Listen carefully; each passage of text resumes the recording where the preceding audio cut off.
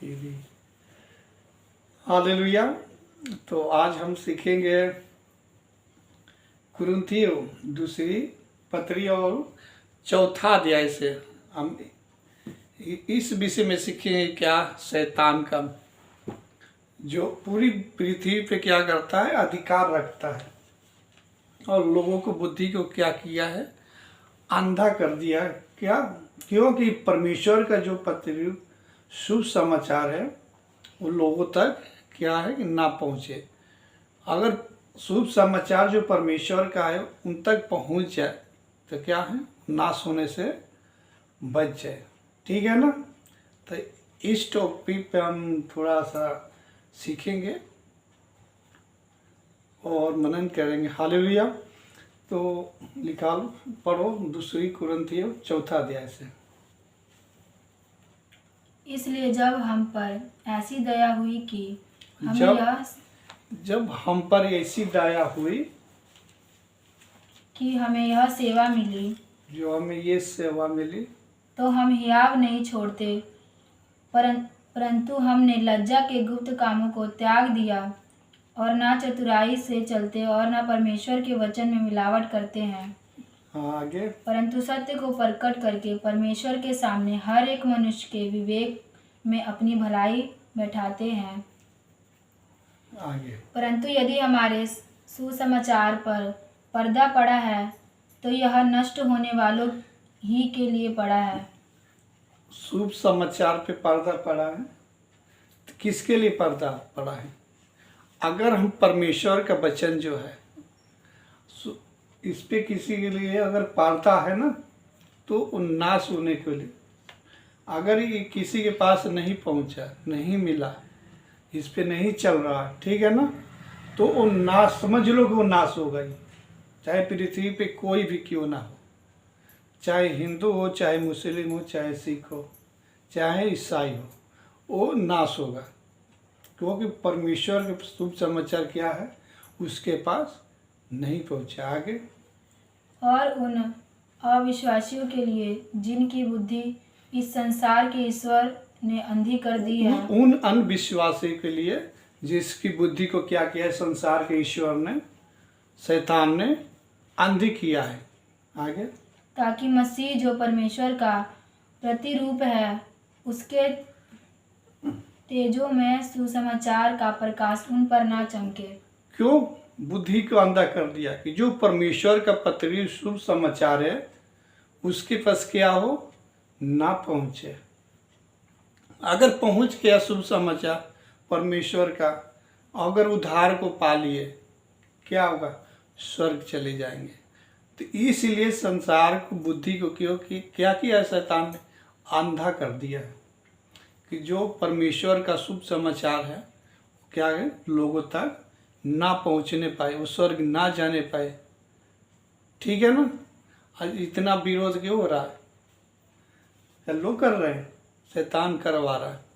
लोग मसीहों पर झूठा आरोप लगाना कि धर्म परिवर्तन करते हैं पैसा देकर, हाँ, ऐसे ऐसे इंजाम लगाते हैं। हालेलुया। तो बात को समझनी पड़ेगी, शैतान कितना बड़ी चालाक है कि लोगों को क्या किया है, बुद्धि को क्या किया, अंधा कर दिया है कि परमेश्वर का उद्धार का मार्ग ना देखने पाए। तो परमेश्वर का सुसमाचार है क्या? अब हम जाएंगे यूहन्ना रचित तीसरी अध्याय और 16वां पद। ठीक है, पढ़ो।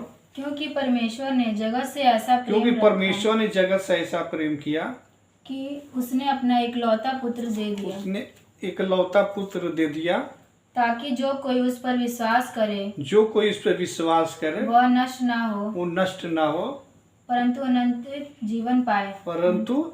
जीवन पाए। शुभ समाचार क्या है? परमेश्वर ने जगत से ऐसा प्रेम किया कि अपना क्या हुआ, इकलौता पुत्र दे दिया कि जो कोई विश्वास कर ले उस पे, वो क्या है, नाश ना हो। तो परमेश्वर क्या है, परमेश्वर किसी को नाश नहीं करता।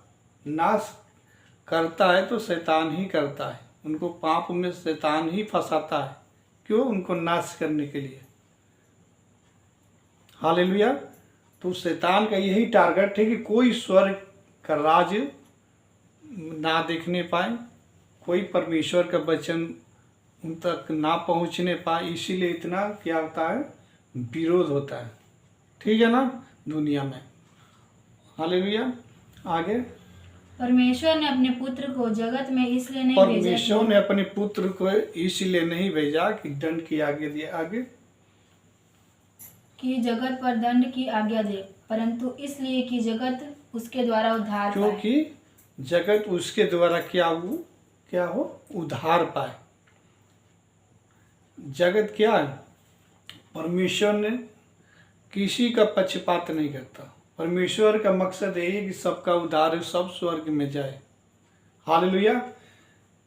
क्योंकि परमेश्वर किसी का नाश होने से खुश नहीं होता है। वो नहीं चाहता कि कोई व्यक्ति नाश हो जाए पृथ्वी पर। लेकिन लोग अपनी ही अभिलाषाओं में, अपनी ही पापों में फंसकर क्या होंगे, जान दे देंगे। परमेश्वर किसी को नाश होने से पसंद नहीं होता। परमेश्वर तो चाहता है कि सबका उद्धार हो। शुभ समाचार पर विश्वास करे, अपने इकलौते पुत्र को दे दिया कि उस पर विश्वास करके नाश होने से बच जाए। आगे पढ़ो। जो उस पर विश्वास करता है उस पर दंड की आज्ञा नहीं होती। जो विश्वास करता है उस पर दंड की आज्ञा नहीं, परमेश्वर का दंड उस पर नहीं पड़ेगा। लेकिन जिसने विश्वास नहीं किया, परमेश्वर की क्या है, गुस्सा आएगा, उसकी दंड आएगी। कोई परमेश्वर के सामने खड़ा होकर नहीं कह सकता कि मैं सही हूँ। परमेश्वर के पास कोई खड़ा होकर नहीं कुछ बोल सकता। परमेश्वर बोलने का मौका किसी को नहीं देगा। जो उद्धार नहीं पाया, यीशु मसीह को स्वीकार नहीं किया, वो परमेश्वर के सामने कोई बोलने नहीं पाएगा। ठीक है कि परमेश्वर हमें क्यों नरक में डाल रहे हो? क्योंकि परमेश्वर का शुभ समाचार दिया गया चलने के लिए, इस पे जगत में आया, तभी तो इस दुनिया में बताया जा रहा, हर जाति जाति को बताया जा रहा। लेकिन उल्टा आरोप क्या लगाता है? लोग आरोप लगाते हैं कि धर्म परिवर्तन करते हैं,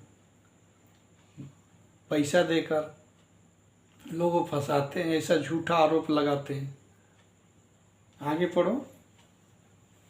परंतु जो उस पर विश्वास नहीं करता वह दोषी ठहर चुका। जो यीशु मसीह पर विश्वास नहीं करता वो क्या करेगा? दोषी ठहर जाएगा। वो वाला कोई भी जाति पाति का क्यों ना, किसी धर्म का हो, चाहे बुद्धिस्ट हो, चाहे पारसी हो, चाहे हिंदू हो, चाहे मुस्लिम हो, चाहे सिख हो, ईसाई हो, किसी भी जाति को, अगर यीशु मसीह पे उसने विश्वास नहीं किया तो दोषी ठहर जाएगा। क्योंकि शुभ समाचार क्या है, हर एक व्यक्ति तक क्या हुआ, पहुंचा है। कोई ऐसा नहीं है ना जो यीशु मसीह के क्या है बारे में जानता ना हो। इसीलिए इतना गंभीरता के साथ बताया जा रहा शुभ समाचार, हर एक माध्यम के द्वारा, यूट्यूब के माध्यम से, चर्च के माध्यम से, कोई गली में जाके बता रहा है, कोई कहीं बता रहा है, जैसा परमेश्वर के सामर्थ्य है। हालेलुया। तो इसीलिए परमेश्वर क्या है, नहीं चाहता कि कोई भी नाश हो, हर एक इंसान क्या है, बचाया जा सके, शुभ समाचार पर विश्वास करे, अनंत जीवन पाए, स्वर्ग में जाए, और नाश होने से बच जाए। हालेलुया। तो आइए हम प्रार्थना करते हैं। हम धन्यवाद देते हैं मेरे पिता परमेश्वर, अनुग्रहकारी जीवन की ज्योति पिता। आज आपने प्यारा सा वचन दिया जो लोगों को मेरे खुदावन जी उद्धार के मार्ग को दिखाता है।